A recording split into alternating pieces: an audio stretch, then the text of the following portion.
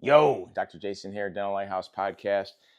And something that's been on my mind and on my heart. It's something I've had to address in my own organization. It's come up in one on one coaching calls, and it's also come up in our weekly group coaching sessions. And I don't even really know how to describe it. And really what happens is the situation gets unearthed through a level of resentment being built with the team. So I'm probably not going to do it 100% justice. My thoughts are going to be all over the place, but um, by the end of this unpacking, this verbal vomit, I hope I can ultimately get the point across of what I'm trying to communicate. So, what happens a lot is there's a team that's working. Could be a clinical team, could be a team of assistants, could be an entire team if it's a smaller team. But let's just say there's a team that's trying to work together for a goal, trying to win. For those of you guys that are familiar with some of the language that I use in terms of the winning pyramid, right? They're ultimately trying to win. And what happens is from a teammate to teammate perspective, there is this conception or misconception that one person is doing significantly more than the other person. I'm doing all of this, I'm doing this, and their paradigm, their perspective is that their teammates aren't pulling their weight. Their teammates aren't doing enough rowing of the boat, so to speak. So, as you try to ask more questions as a coach or as an owner, and you ultimately get down to the studs, so to speak, you strip the wallpaper and strip the drywall, and you get down to the studs. You get down to the root issue, as we like to say. Um, you can start to have some clarity with what's going on, and then perhaps have some ideas on how to best deal with it.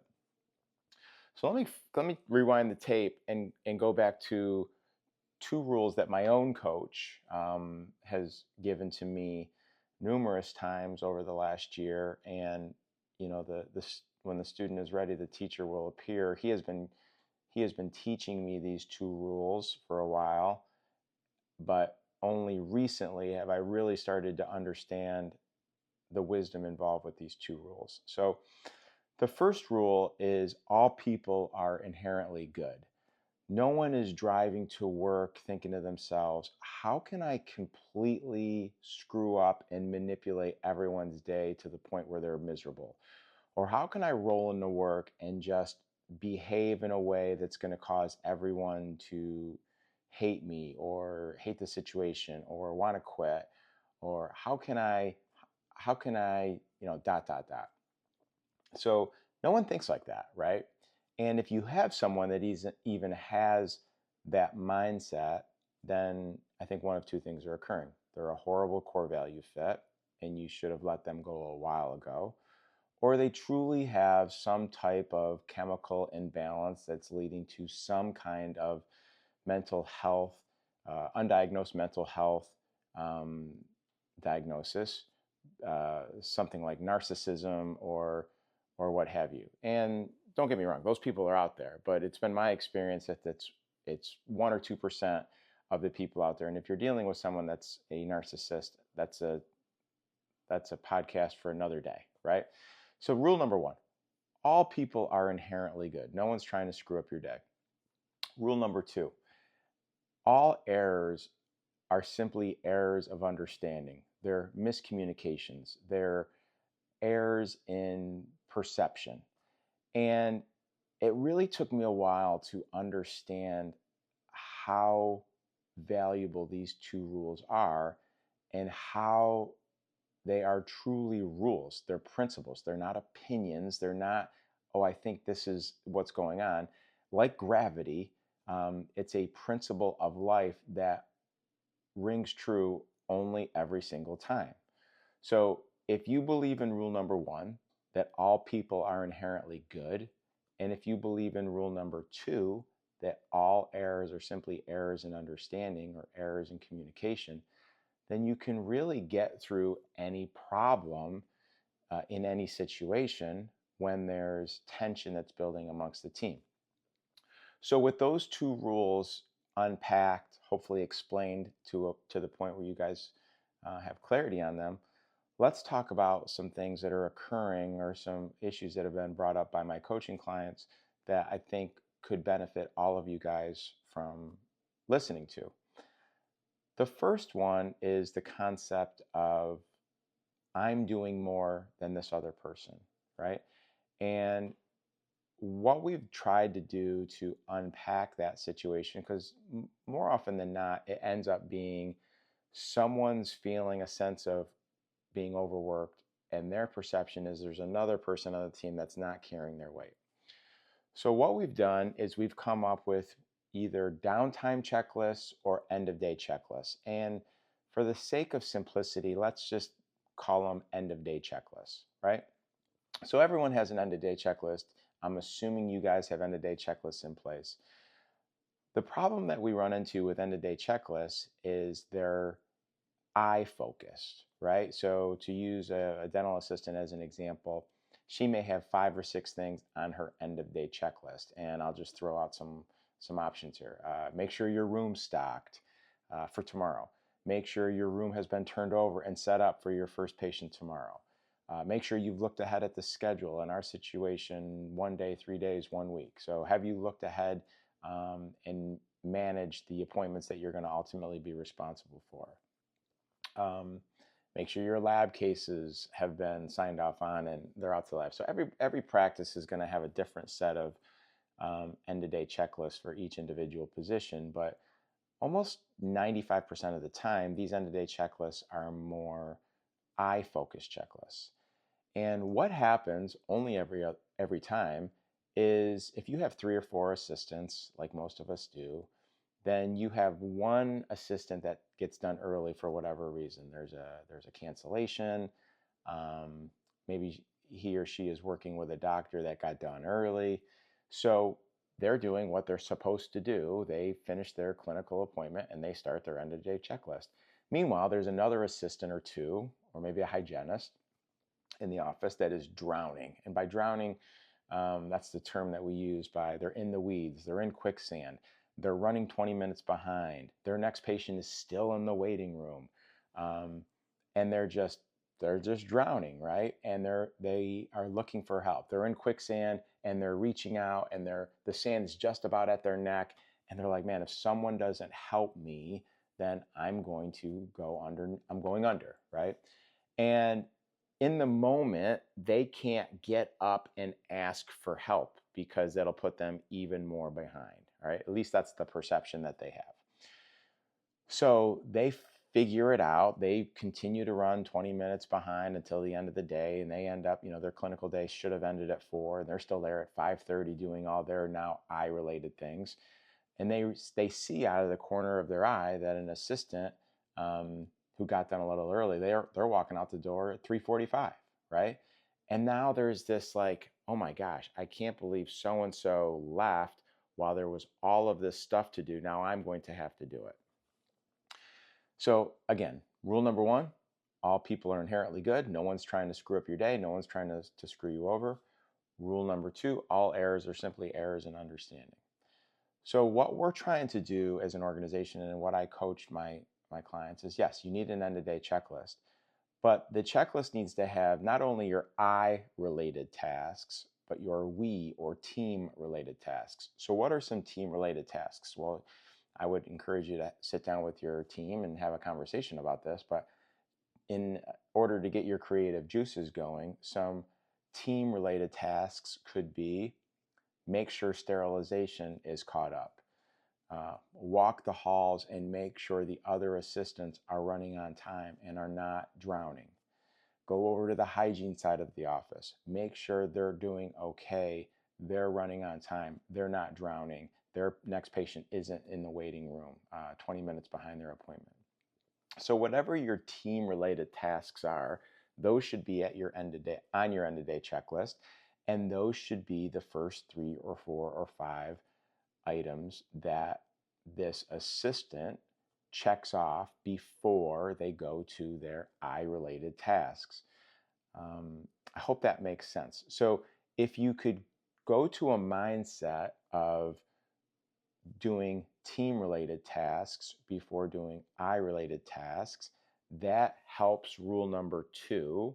All errors are simply errors in understanding, because this assistant thought that they were doing a good job. They got done early, they checked all of the boxes, and then they left. But instead, there were so many other things that they could have helped do. So that's the first thing that I would consider you doing as a team, deciding or revamping your end-of-day checklist to have we or team-related end-of-day tasks prioritized over end-of-day I-related tasks. The other thing I would encourage you to do when you have everyone together, if you're going to have a brainstorming session on how we could better have these checklists serve each other, is have a situation where everyone officially gives permission for peer-to-peer accountability. Now, those of you guys that have taken my servant leadership course or that are in the coaching program, you guys understand that we use a diagram called the winning pyramid. Winning is ultimately at the top of that pyramid, but right below it is peer-to-peer accountability. Right below, or unpacking peer-to-peer accountability is when we have developed enough trust and vulnerability amongst each other where we feel very comfortable. We use the phrase going into the storm, but we feel very comfortable going to someone and having a very candid conversation with them from a position of love and curiosity.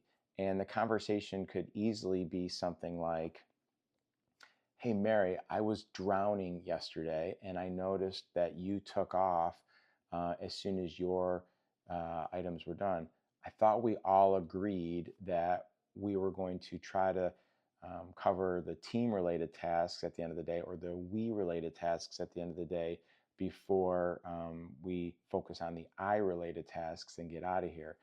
Can you help me understand why that didn't occur yesterday? Because I could have really used your help as I was running significantly behind, and my last patient got really upset, left a negative review at the office. Something along those lines, right? And once you start that peer-to-peer accountability conversation, once you go into the storm, again, not confrontational, not guns blazing, but from a position of curiosity and love, then the other person has to ultimately formulate a response. And again, when we're sitting down and we're brainstorming all of this, the first thing that we're trying to do is get permission from everyone that we can have these conversations. And the second thing that we need to do is make sure everyone doesn't formulate a response in the moment that occurs without processing the request, right? So again, using this fictitious example that I just unpacked, we go to Mary and say, Mary, I could have really used your help, ... Mary cannot automatically respond in a defensive mode. Well, you don't know how busy I am, and that serves no one, right? And hopefully you've already had a conversation when you gave each other permission to have these peer-to-peer accountability conversations. The second part of the permission statement, so to speak, was I'm coming at you because I'm ultimately trying to do what's best for the office. You cannot quickly process the question or the concern that I come to you with and get defensive and get argumentative about it. You need to take a deep breath, hear what I'm saying. Again, conversation for a different day about empathetic active listening, but hear what I'm saying and then help me understand why what occurred yesterday actually occurred. Like, let's unpack it. Let's ultimately use this opportunity to get better, right? Because Mary may not have even realized that this particular hygienist was in the weeds. And now through this peer-to-peer accountability conversation, Mary's like, you know what, you're right. We did commit to these new end-of-day checklists. We did commit to doing the we or the team-related things first. And if I would have followed that process, then I would have realized that you were drowning, that you were in quicksand, and I could have came to your rescue. I could have sat your next patient. I could have taken the x-rays and the bite wings for you and helped you get back on time and then gone to my room and done the eye-related tasks. And if the hygienist doesn't go to Mary and have that peer-to-peer accountability conversation, remember rule number one, all people are inherently good. Like Mary's a good person, right? She just had an error in understanding, an error in communication. She completely forgot what they had all committed to, right? So that's where peer-to-peer accountability is so important. And that's why in my model, it's right below winning, because it's the final thing that takes us from where we're at to winning, right? Instead of leaders or managers doing everything to keep people accountable, which works, it's just slower, filled with friction. I've had other podcasts where we talk about triangular accountability. When we have peer-to-peer accountability, all of these issues get addressed quickly in the moment without having to go to an owner or a manager or a team lead. Because we've had trust and vulnerability built up amongst the team, we can address these small issues as they occur and deal with them.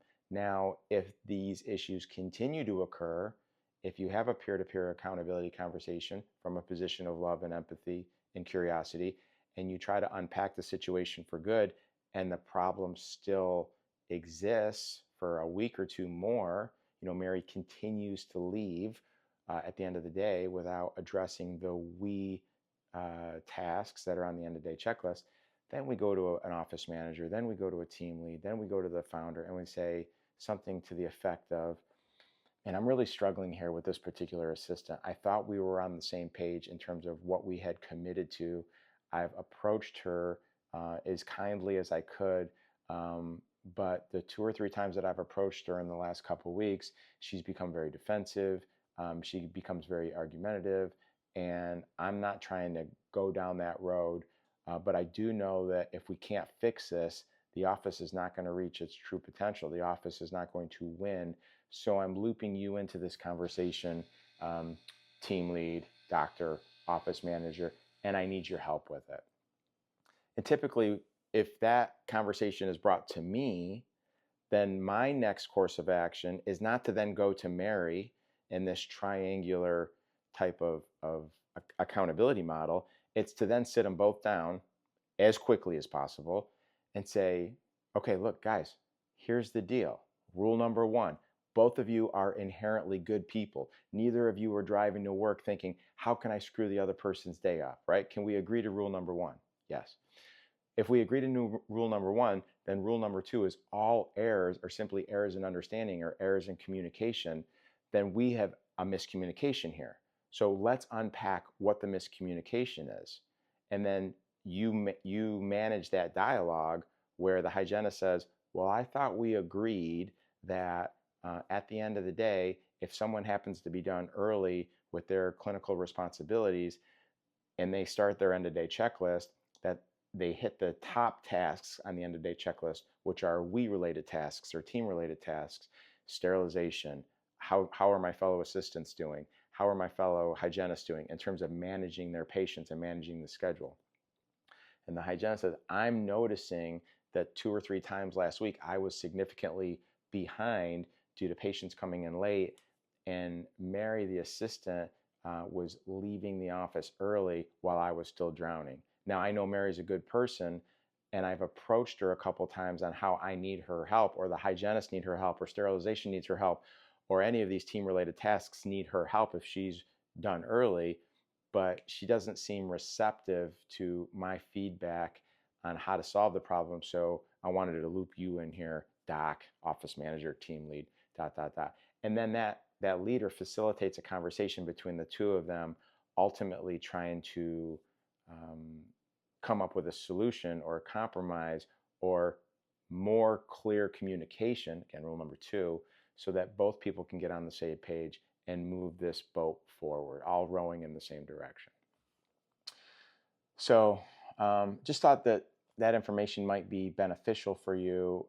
It's been a common conversation in my life, both in my own organization, but a lot more prevalent in some of the one-on-one coaching that I've been doing and group coaching. So wanted to unpack that for you guys, and hopefully this message helps. If you have any questions about this, don't hesitate to reach out to me. My contact information is on thedentallighthouse.com. You can text me, you can email me. I'd love to have you on the podcast. If you have a question that you want us to try to unpack together, if you're interested in any type of coaching or something like that, don't hesitate to reach out. Love you guys. Have a good day.